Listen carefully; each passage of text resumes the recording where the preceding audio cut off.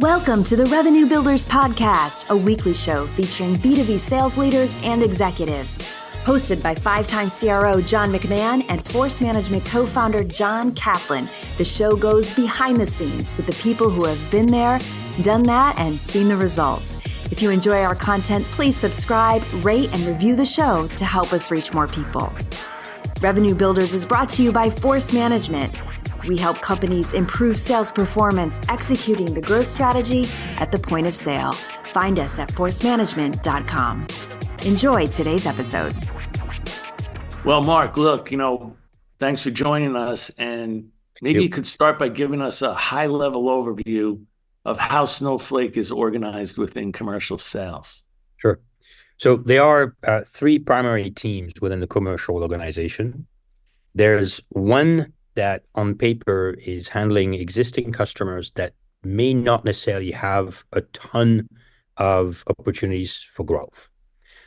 So it's more or less of making sure that we have the right level of support for existing customers, making sure that we have essentially more of a customer success function. But the paradox is we set that up last year, and we had so much success driving margin up for the sales organization, because you have mostly super entry-level sales pros. For a lot of them, they come from the SDR organization. They, on paper, drive accounts that may not have a lot of potential, but this is where we can manage thousands of accounts almost with a portfolio approach. So we tend to just gain margin on taking some discount back for some customers that may not be as big as we thought.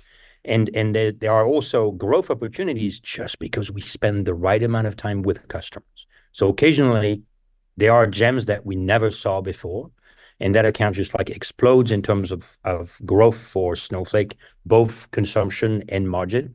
And so this team almost is a finance mechanism. I can use the success and the margin generated out of this group to fund other areas of the business where we need to be a little bit more aggressive from a pricing perspective, for instance. So this is what we call the SMB team. And then you have two other groups that are primarily focusing on landing accounts. So it's a landing motion.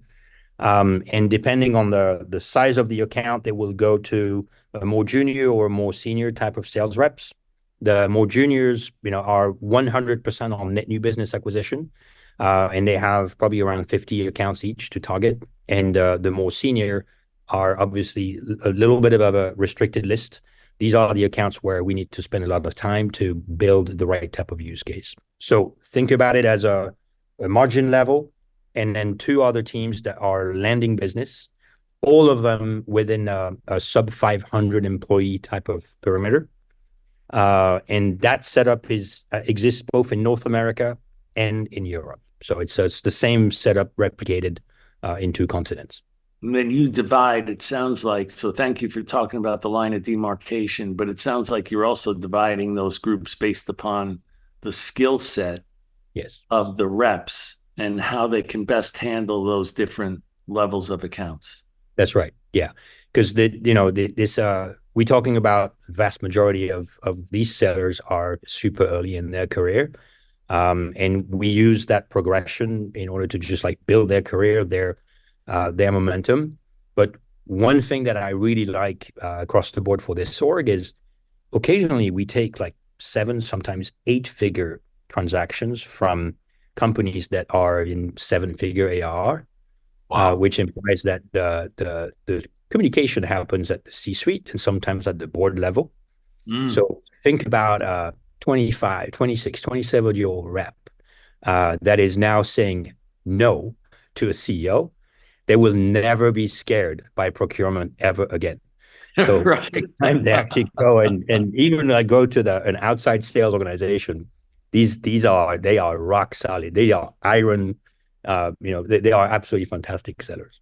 But the first time they're going to do that, they need your help or the support of one of the leaders underneath you to kind of hold their hand and help them through that experience. Otherwise, they're probably terrified. They are terrified. Some of them may think that they don't need that help. And after the first call, they realize they actually do, which is fine. Yeah.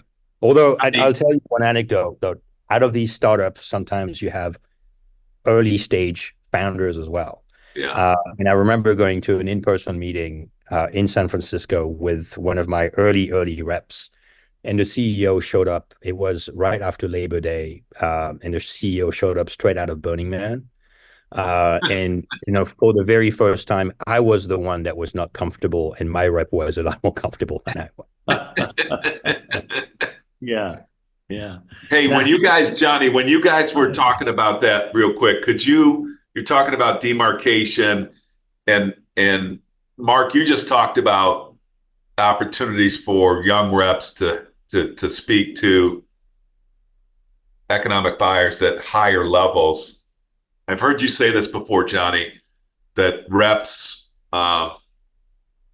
typically young reps, how do you say it, Johnny? They stay with the first. They have a tendency to hang on to the first person that talks to them, right? Then they don't, in my experience, they have a hard time then leaving that person. Not that they're not going to come back, but leaving that person to go get a little wider or a little higher in the account. Is that your experience also, Mark, with young sellers? It is still true. And the paradox is this. They tend to put a very wide net because, keep in mind that a lot of these early stage pros, they're social sellers. Yes. Right? On LinkedIn. They use text message. They tend to actually send a lot of emails, but then they restrict their approach like immediately with someone that responded. So the way I counter this, we've set up a 4-step process for the job. I ride motorcycles, and I tend to like the sequential aspect of things, like the motorcycle gearbox, like 1, 2, 3, 4, 5, 6. Checklist manifesto. That's right. You can't skip a gear. And the idea is like, you obviously have your PG program, which typically is a wide net, but then you go to the project management aspect of your job, which is when you switch from PG to POC. And the first task that any rep needs to then undertake is to build a team. And the team is 2 separate set of teams. You have your internal team, which by default is the rep and the SE, but then can be expanded to finance, deal desk, et cetera, depending on the complexity of it. But then on the other side, that's when you need to build a team on the customer's end. And every time we do a deal review, I ask them who's the team on their end. Wow. And you force them to just make sure that they're not just like, pigeonholed into the person that spoke to them. So they have to give multiple names and then also explain the different titles of the people also. And I also, I use that to explain that if you look at the org chart, it's not always the power chart, especially the further, like the more mature the company is. Sometimes you have a founder that no longer has necessarily an operational title, but if the founder is not involved, the deal's not going to happen. If the founder is not intrigued, the deal's not going to happen. So it's important to understand and put both maps, overlay them between the actual org chart and the power chart. I just want to make sure everybody heard this because there are very rarely now in technology, at least, that are not multi-threaded deals. Very rarely. It'd be rare where somebody said this. And by the way, I always get a stomach ache when somebody says my champion is my economic buyer, is my whatever. That's always a red flag for me. So I just wanted people to hear that, Mark. I loved it. Like at your QBRs, at your forecast sessions, who is the team on the other side? Because I don't hear a lot of people asking that. They'll say, have you met the economic buyer? Do you have a champion? That's not doing anybody any good. Like, walk me through who's on the team from the other side. And I guarantee you, when you do that, you're probably going to find some gaps. Like there should be typical people on that team that might not be on that team. But I think that's brilliant for right now. Multi-threaded deals, multiple decision makers. That's just the reality we live in. So I really wanted to highlight that. Well done. Yep. And Mark, when you mentioned earlier that a lot of the younger people on your team are social sellers, what have you found is the best way for a lot of these salespeople to discover and then potentially converse with customers? So, I use the command of the message framework in general, and it's a framework, but ultimately, the team knows that if I go with an arrow up on a whiteboard, that means that I'm technically hinting that I want the mantra from them. But more importantly, is like I use that also from a PG perspective, pipeline generation. You are here to identify or put together a hypothesis where, if the company moves from where they start to where they could be, the change is going to add so much value that the company is going to be willing to fund that change. And in that change is both the solution you sell, but more importantly, is the solution and the migration. Because, when you replace an incumbent, the first year cost, it's not just the license or the product that you sell. It's, what it takes to move from where they are to where they are going to be. Mm-hmm. And they need to actually just like build that. And if you start with a positive, a PBO, positive business outcome from another customer in the first touch, then you can always reverse to that for every single piece of conversation you have throughout the entire sales cycle. So you are essentially making your point of contact, getting into the, there's a better tomorrow type of approach. Mm-hmm. And also it forces the rep to not say, at Snowflake, we know that you have these problems and we're here to solve them. It's like, oh God, no. It's the same as if I go and look at someone in the eyes and tell them, I know you ugly, but I have a solution. It's like, this is never going to work. It's all about like, let me walk you through how you are going to be like the best person on earth and whatever. Yeah. And this is how we giving them a vision. You're giving them a vision, a better tomorrow, a picture of a better tomorrow. Better tomorrow. Hey, so you guys are dishing nuggets. Do you mind, Johnny, if I just paraphrase what's going on here? Sure. What Mark and Mac are talking about for all of our listeners is like this, creating this future state. So your job not only is to build a current state with the customer that has pain and challenges and problems. Mark's talking about you also have to build a future state with the customer that makes them want to move, that creates urgency, and you can't do one without the other. So I just wanted to kind of lay down those tracks that you guys are running on right there. That's brilliant. Yeah. So then, Mark, when you take these three groups, you take the raw people that just came in, they're in the SMB space, then you move them to the juniors and you move them to the seniors. What have you found are the top skills that most young sellers need to learn? Are there top 2 or 3 that you just constantly see, oh my gosh, we just have to teach them how to do this skill? Or is there a certain knowledge that that's very common that you see as they try to get more and more experience? So I think I can mix a couple of items on it. I'll tell you the first mistake that a lot of them make. They take shortcuts, right? Mm-hmm. By default, they actually want to go fast. They want to go like as fast as possible to the transaction itself. And if they are focused on the transaction itself, I think that's a big mistake. They're supposed to be focused on the actual change and, pushing and selling the change that is going to happen over time. But in order to do that, I've always thought that there are like 3 characteristics that young sellers need in order to become good at some point in sales. Mm-hmm. The first one, they obviously need drive. A lot of people, and I know it's very popular on LinkedIn. You want to motivate your sales team, et cetera, et cetera.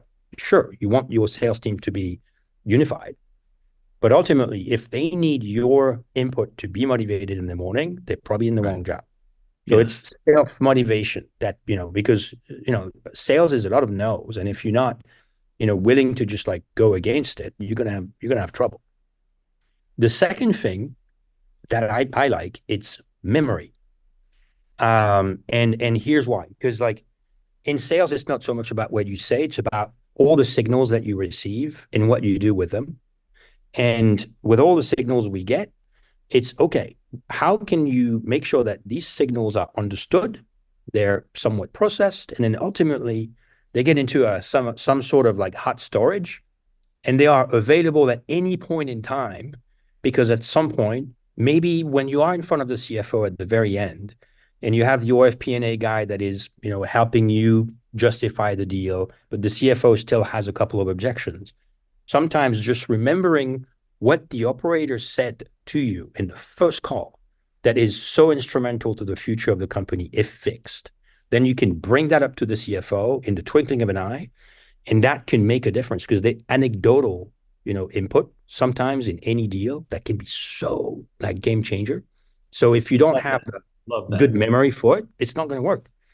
And the last thing is like being coachable. And I always split the word in two, because being coachable to me is, all right, I'm being told what to do and I'm going to repeat it. But being coachable, it's like Tom Brady, Simone Biles, Djokovic. These people are challenging the status quo. They are challenging their coaches, and they all try to get to the best. And ultimately, everyone wants to be like a professional athlete. And if they believe they are better than Djokovic or Simone Biles, they're probably wrong. So they need to push the coach and get the best out of the coaching component. I love that. Hey, a couple of things. Again, I'm laying down some tracks here. So how do I demonstrate that I'm hearing you and you're telling me that I have to have drive, I've got to have memory, and I have to be coachable?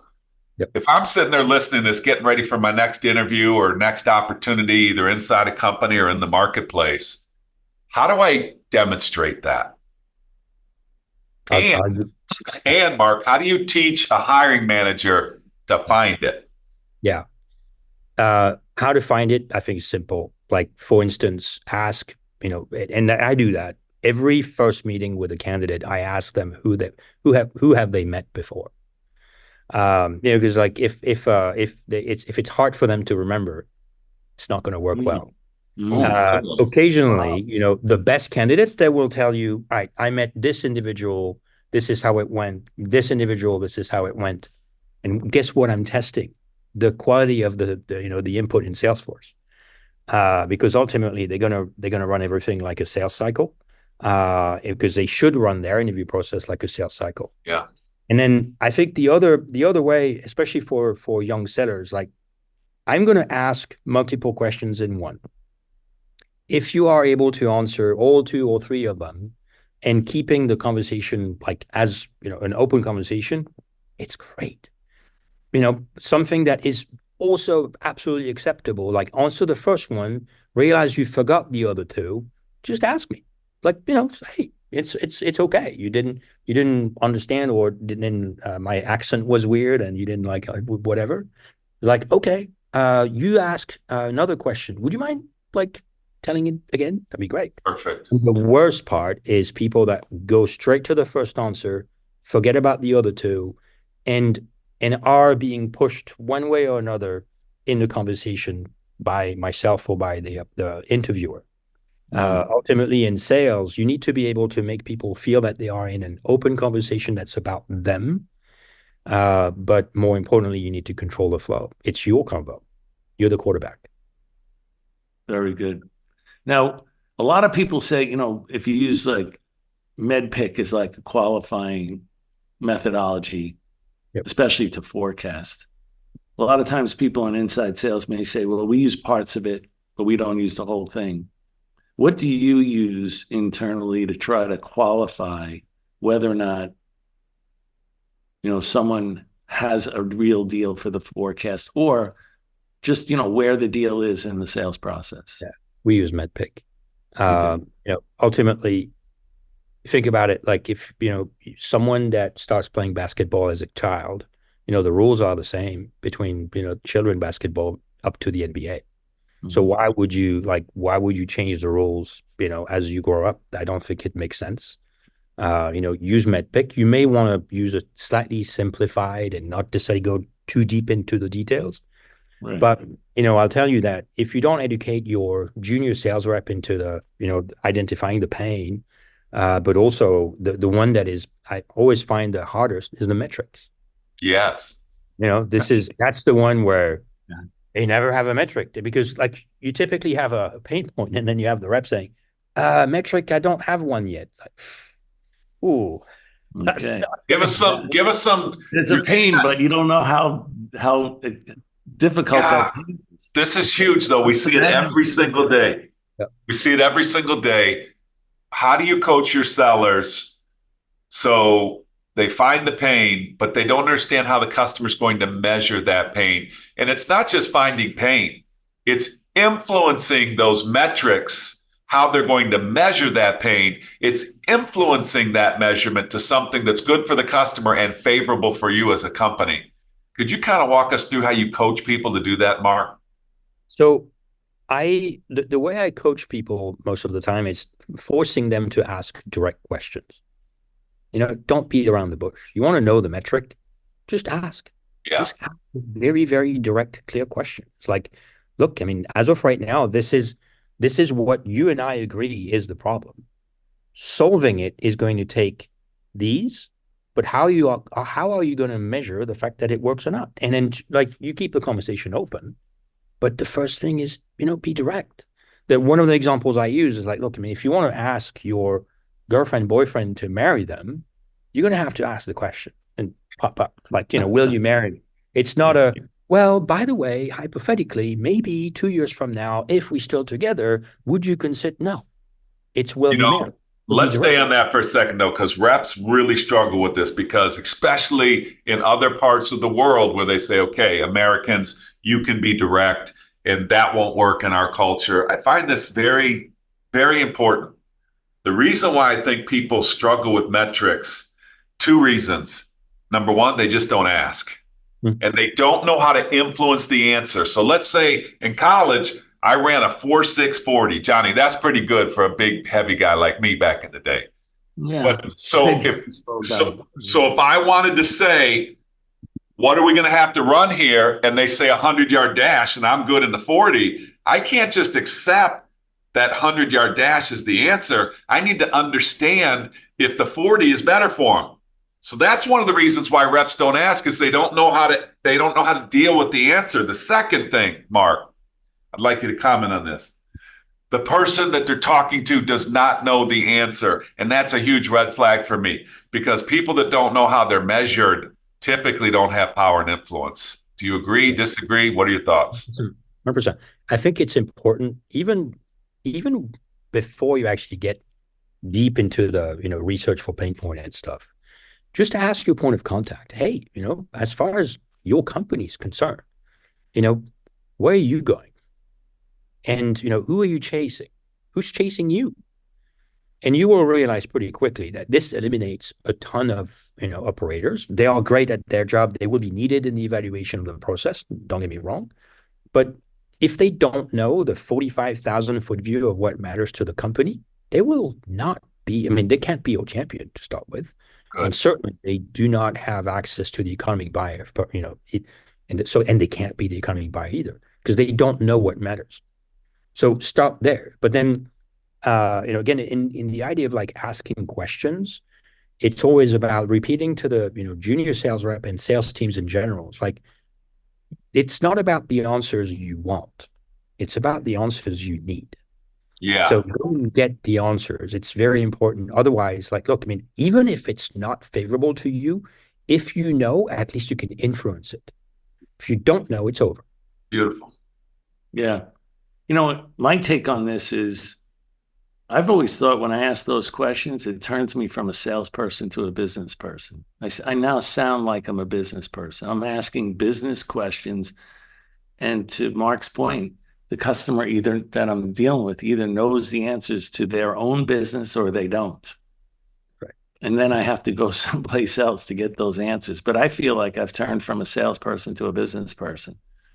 Absolutely. I like that. I like that a lot. I want to go back to the memory piece. I was just thinking about it, Mark. And you're a very good alumni from force management training, and you talked about mantra and that kind of stuff. I'd like you just, positive business. The reason why we created that was to help people like me, old football players, to have a memory to be able to gather, okay, positive business outcomes, technical required capabilities, and metrics. And I always say my job as a seller is to fill those buckets up. Because until I have those, I can't turn around and say, here's why you should buy Snowflake. Here's why you should buy whatever. I can't do that because it doesn't map to anything. So you talk about frameworks. Do you agree with that? They're really good to kind of keep you, they're not scripts, but they keep you kind of pointed in the right direction. I mean, they are footprints and you follow them. I think it's also, what I tell young reps also is like, look, it's not about what you say, right? And so very often, if you think about the brain as like, okay, you have 100% availability from your brain that is going to be dedicated to that conversation. If 90% of it is dedicated to what you say because you want to sound good, because you want to make sure that you are perfectly following what product marketing, gave you, well, you only have like 5 to 10%. So good. Whereas if you are doing something that is extremely highly repeatable, on paper, you may think that, oh my God, I'm just a hamster. It's like, no, you're keeping 90% of your brain available to get the information and to take immediate action. Mm-hmm. And that's what I use. And, the best reps actually completely understand that super fast. It's about what you receive, not what you send. It's like, and I show them example. We use Gong as a call recording solution. It works great. And I always put a lot of Gong calls next to each other, and I show them, hang on a minute, look at how I introduced the call. Always the same way. And the only reason is because I don't want to have to think about it. This is my framework. I use it. This is so easy.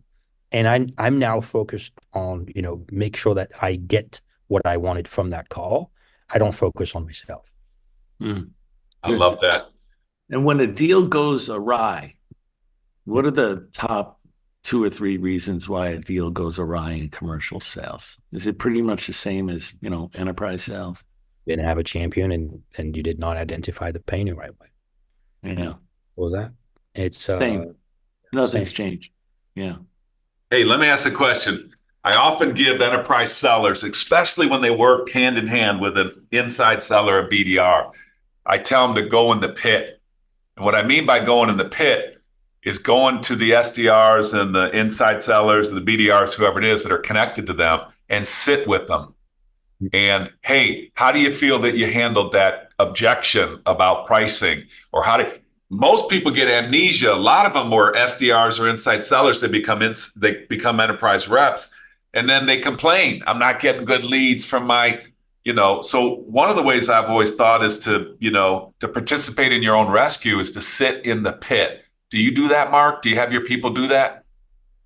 I've always refused to have an office. I sit with the team. Perfect. It's important. And I always ask the leadership organization within my group to do the same. And there's another question I ask super junior sellers, especially SDRs, when they leave a voicemail, immediately after I go to them, not scaring them, even though they're scared a bit, like I ask them, would you call yourself back?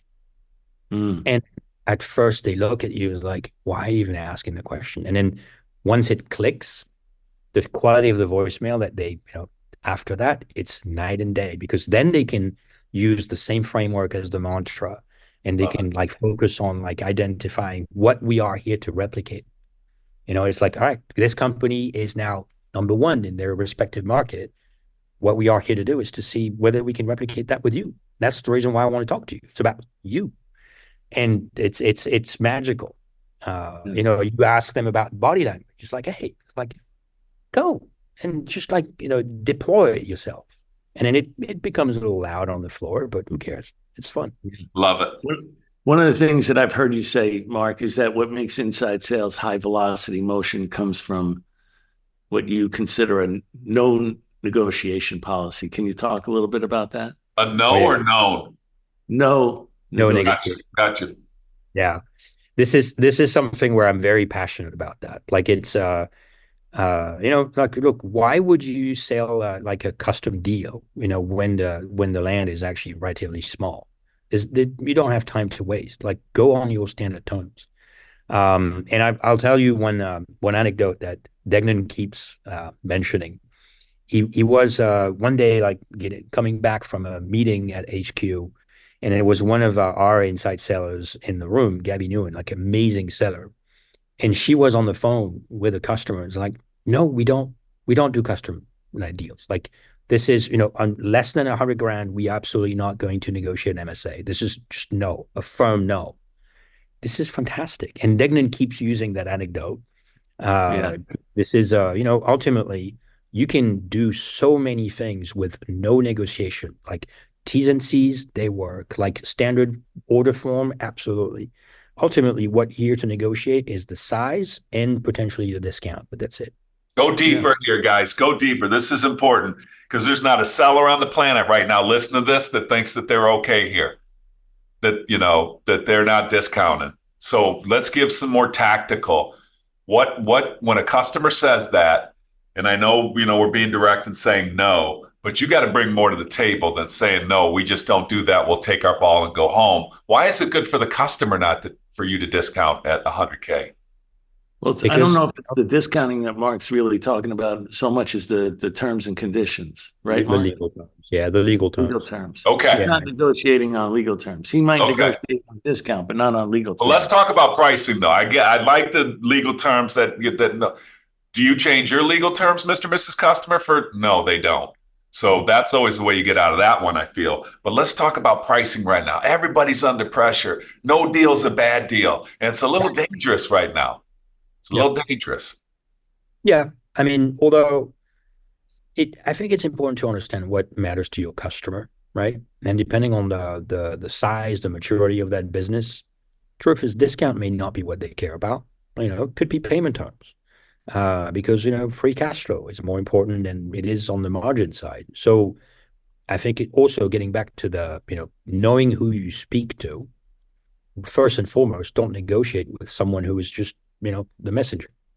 So that the negotiation happens with someone that actually has authority, and then ask them the very open and candid question: what do you care about? Our pricing model works, especially for Snowflake. This is very remaining performance obligation driven pricing. So it's based on how much and how long. And you walk the customer through what is going to influence discount, and you are going to ask them, it's like, what does matter the most? Memory is so important here, Mark, because for me, and I like to understand, you don't have to give away Snowflake's negotiations, so don't do that. But for me, it's about being prepared with give-gets. You give, you get. If you give and get nothing, the customer doesn't think you gave anything. So how do you teach them how to prioritize give-gets? Yeah, it's for us, it's about and I'm not going to give too much away. It's like ultimately there are 4 metrics that Snowflake reports, to the street every quarter. And every seller can influence every single one of them. And it's about making sure that you understand how you influence each and every one of them. But then ultimately it's about, again, asking the question to your customer on what is the priority, and ultimately being absolutely firm on which angle they are trying to influence. Like, again, if it's payment terms that matter the most, stick on payment terms being the give. And ultimately, I think for every rep, it's more important to have a yes if mindset versus a no but. Love it. If you do that, again, it's a lot about perception. Your customer will perceive that you care, because ultimately you didn't say no, you said yes, but there's an if. I think they teach you, like in hostage negotiations, you can never say no because people start dying when you say no. And if you really think about that, that's what's not life or death, what we do for a living. But if you train yourself not to say no and keep the conversation going and understand how to prioritize, these are really good golden nuggets you're spitting out here, bud. Keep them going. Keep them going. So, Mark, you and I met, at another company before you joined Snowflake. And, congratulations on your success, by the way.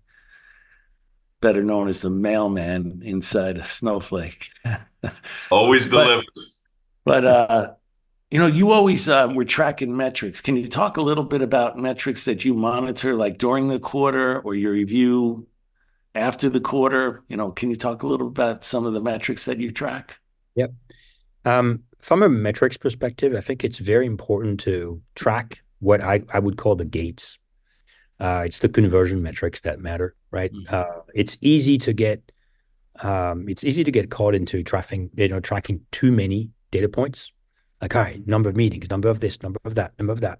Sure, it matters, but it's what happens from a meeting to a POC, from a POC to a deal, from how long does it take? So the velocity is also very, very important to track. From land to expand. And again, like the expand, what does it mean? Is the deal at altitude, or is it just a first step for growth? So everything is in movement, and I very much believe that you need to have like the conversion that is tracked more than a random data set. Again, number of deals that you have up in the air doesn't matter depending on how you convert them. If you convert 1%, you can have 1,000 deals up. It's not going to be much. Right. So each one of your stages, then that means that you must have some sort of exit criteria before they can move it to the next stage. Right. It's important. Yeah. Yeah. And then again, like I don't like raw data. I want data that means something, and I want data that becomes actionable. Again, if reason you have, for instance, like you have an early stage, career professional that has plenty of first meetings, but they don't convert to POCs. Well, we're going to spend time on that part.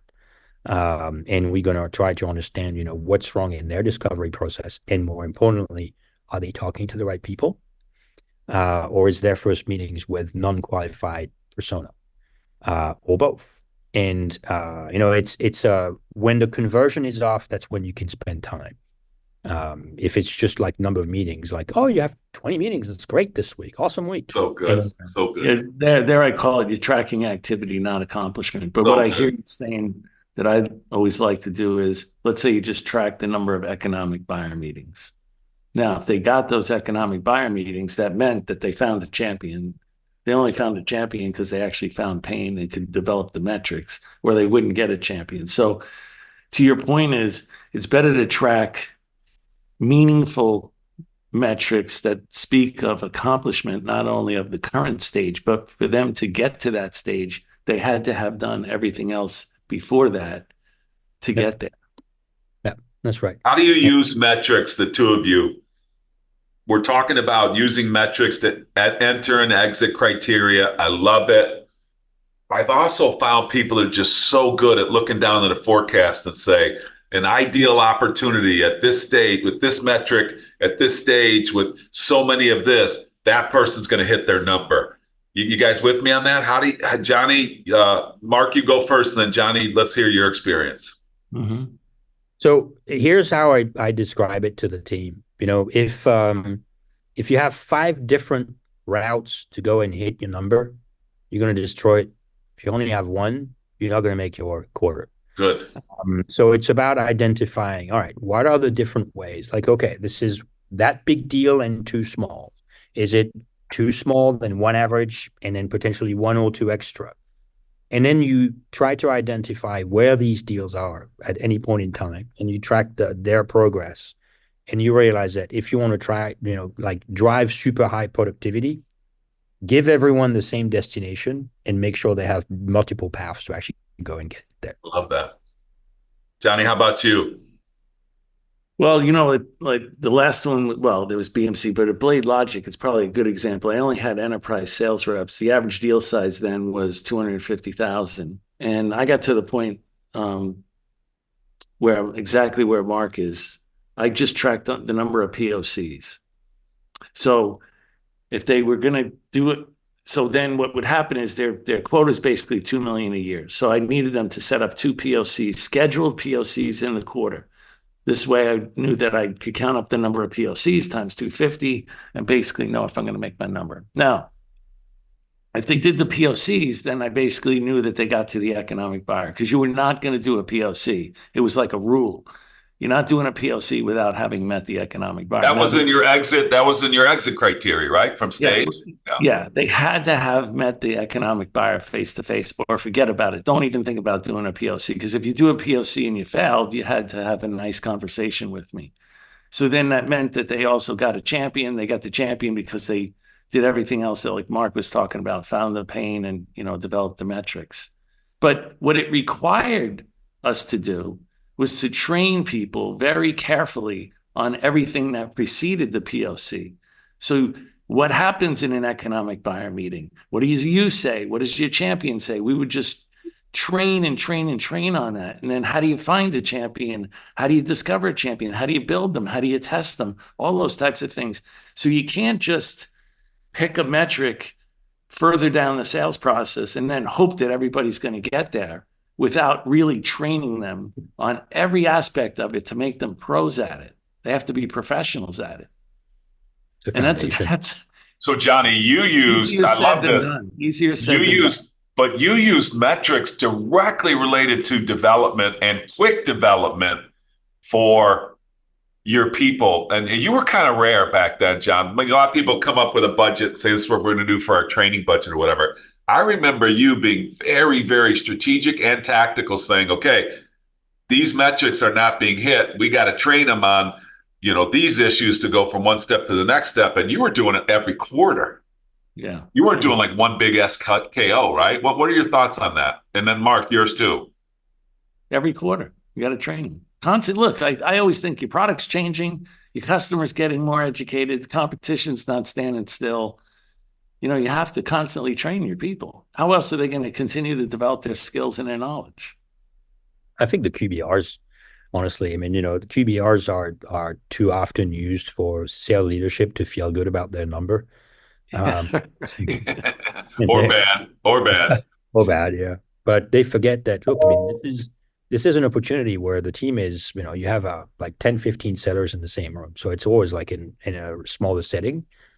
And this is a phenomenal training opportunity that you have right there. And it's about making sure that the team understands exactly what John said. Like, what is competition doing? Where is competition? Are they in this account? Are they not? Did you ask the question? Bring up a call that, especially for inside sales, so much of it is recorded. Bring up the call and show everyone, this is what the best looks like. But conversely, I also would challenge and show like, look, this is what was wrong in what on paper looks like the best. So always like raise the bar, and ultimately you have to test that your team is on message by holding them accountable to just do something live in front of you. I love like role plays and stuff like that. This is awesome. Super important. Because again, like it's not so much about people walking away feeling comfortable that they know what we need to talk about. It's like, are you able to or not? It's the Steph Curry is not just comfortable shooting 3-pointers. He does that hundreds of times a day. Absolutely. Hey, so Mark, you've scaled this team at Snowflake from 0. Yeah. So talk a little bit about the most difficult, or what it maybe currently still is a difficult issue when you're scaling a Salesforce. I think what was super difficult for me, I'll tell you, is that, making sure that the team would not take shortcut and that the team would, always be laser focused on the ideal customer profile. Mm-hmm.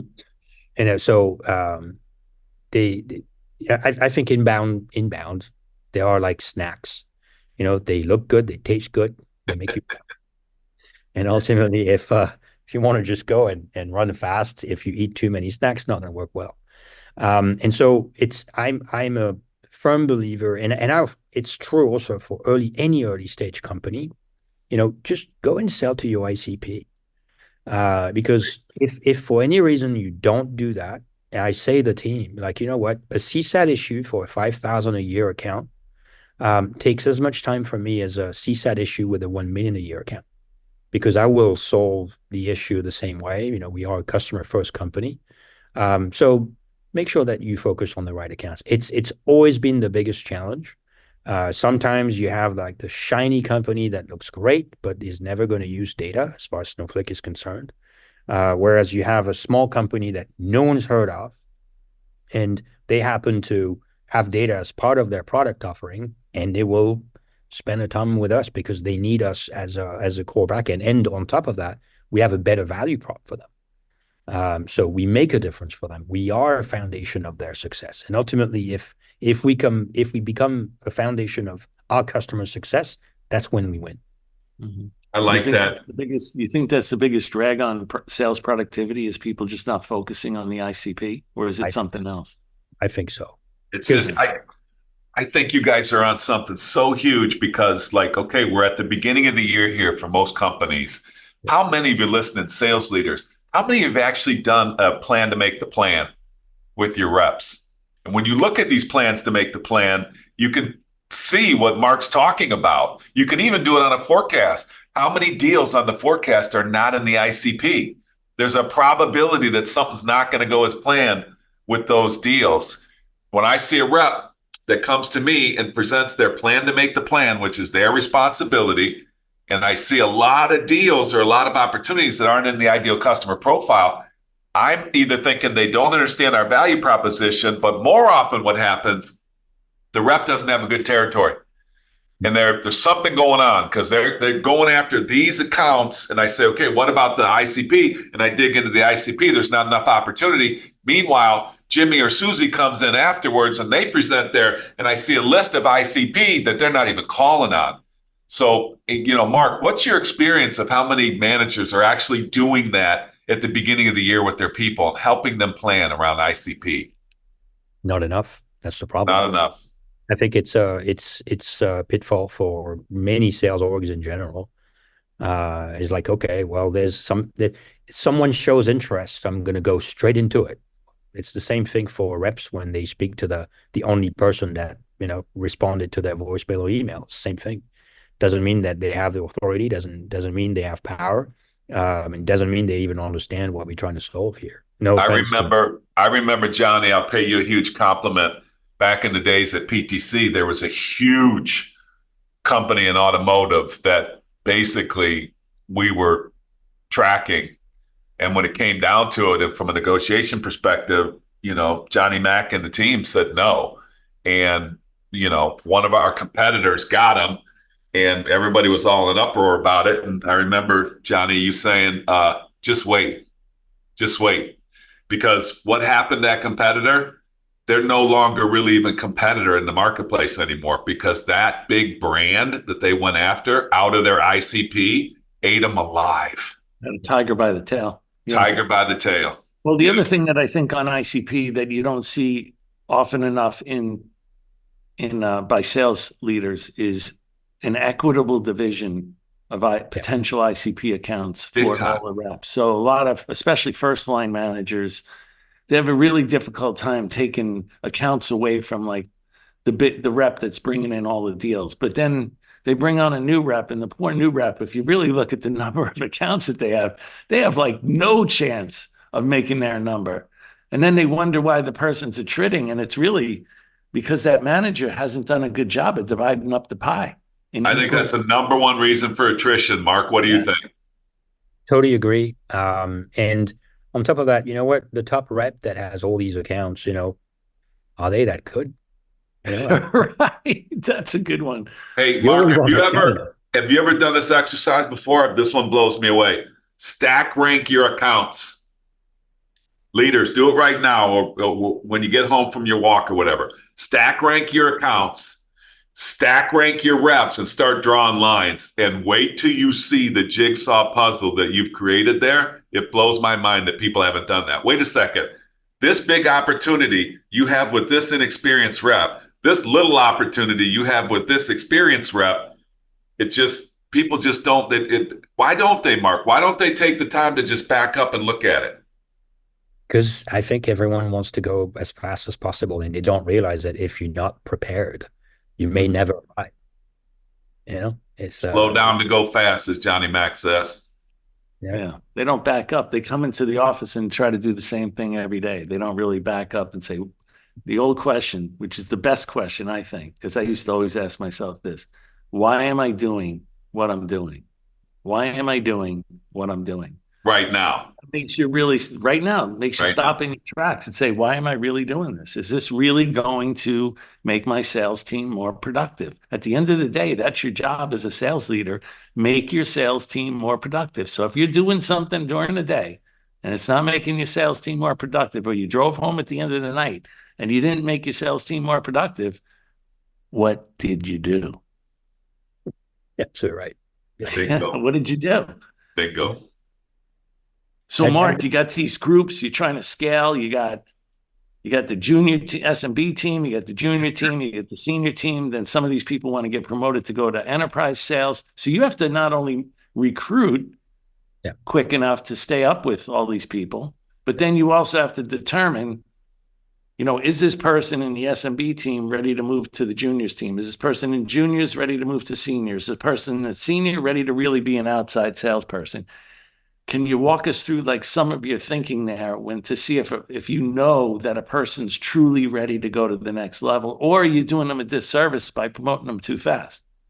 Well, we'll joke that, majority of the time, they're not ready because they think they are, right? So the ones that think they are ready, typically the ones that are not.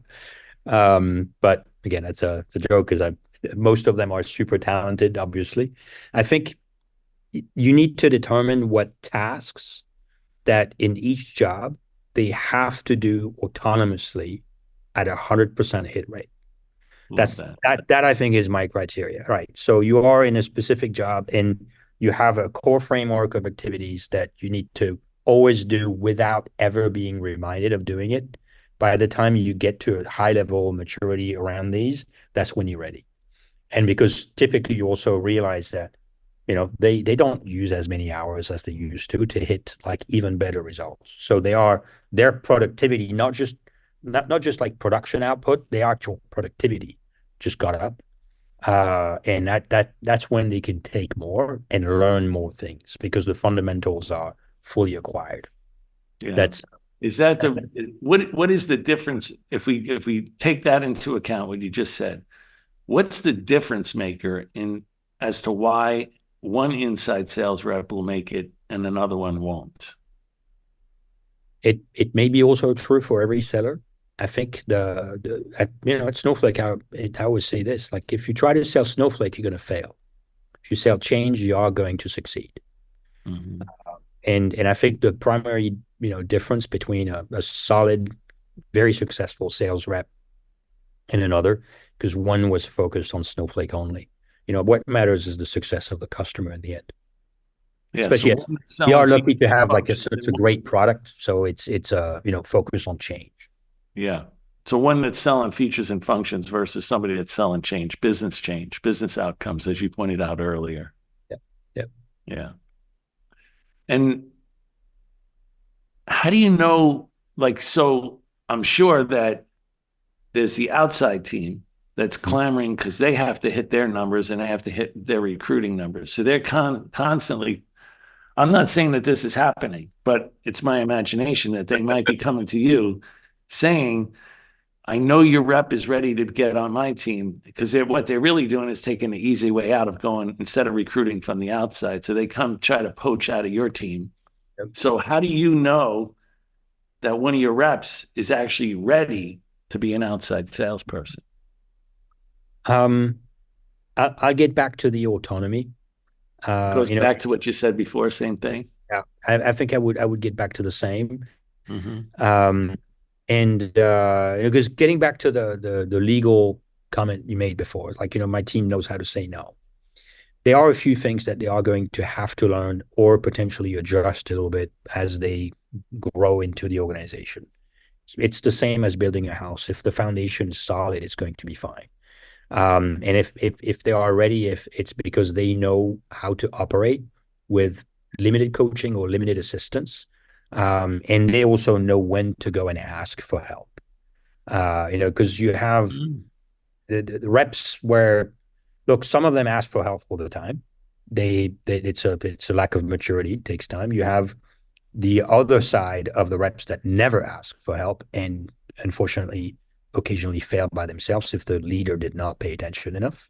But the ones that know exactly when to ask for help, that's I always refer to the Steph Curry documentary, right, on Apple.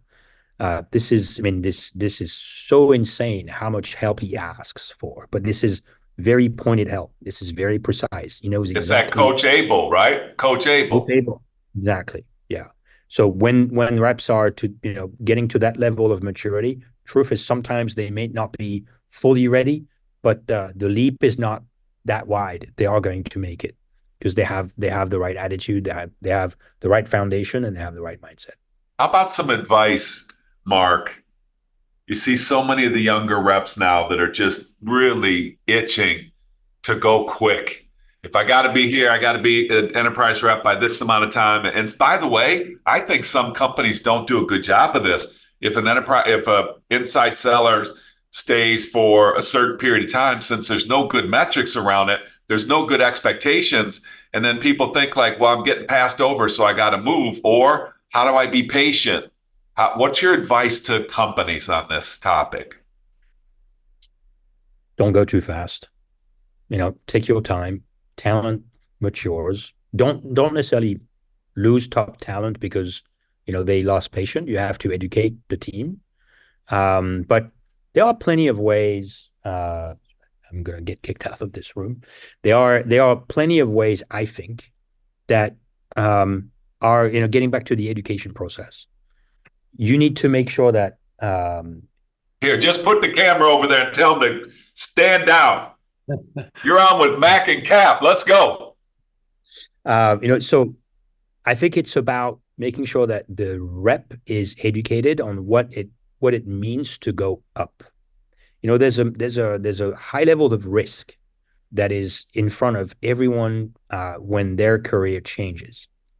Are you ready for that risk? Yeah. Are you ready to go and move from flag to actual full tackle or from touch to full tackle rugby? Are you ready for it? Do you have the right muscles for it? Or are you going to get destroyed the first tackle? And sometimes just slow down to speed up is true for deals for sure, but it's also very, very true for careers. Mark Wendling, awesome session. I know you're almost ready to get booted out of that room. Johnny, there's a new name. So much. He's not mailman anymore. I'm going to call him Yoda. That was a Yoda session right there. Wow. Thank you. He told us before this podcast that he's changing jobs. So congratulations on that also, Mark. And best wishes to you in your new opportunity. And I hope to see you soon. Thank you so much for participating. Thanks, Mark. You killed it, dude. Thank you. Thanks for having me. Thanks to Mark. Thanks, Cap. And thanks to everyone for listening to another episode of the Revenue Builders Podcast. Thanks for listening to today's episode. Be sure to check us out at forcemanagement.com.